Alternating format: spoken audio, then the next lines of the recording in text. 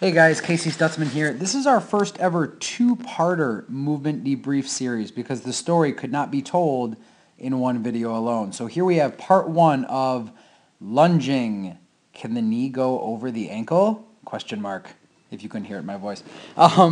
If you've ever taken any of my educational courses or offerings or been to a course that I've taught, you will know that I think the best answer to any training question is it depends. So can the knee track over the ankle or over the toe in a lunge? Well, it depends. The answer is both yes and no. So in part one, let's take a look at yes, it should stay over the ankle, or no, it should not go over the toe. So if we're looking at, we're just a step back lunge here. So let's take a peek at it.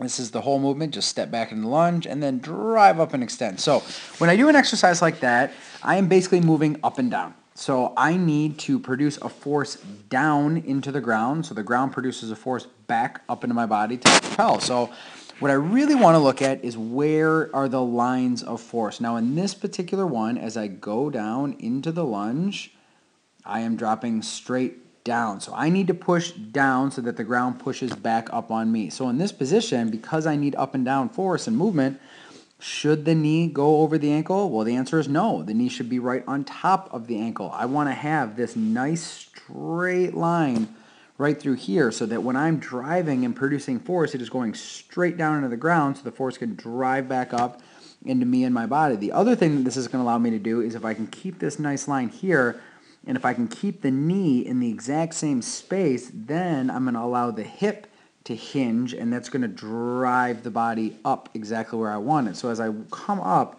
I want you to watch the knee. I'm trying to keep the knee in that space right there, and as we come up, we're going to drive, and it stays right within that circle. So what that allows to happen is that I'm going to get extension in the hip. So I start right here. You can see that the hip is flexed.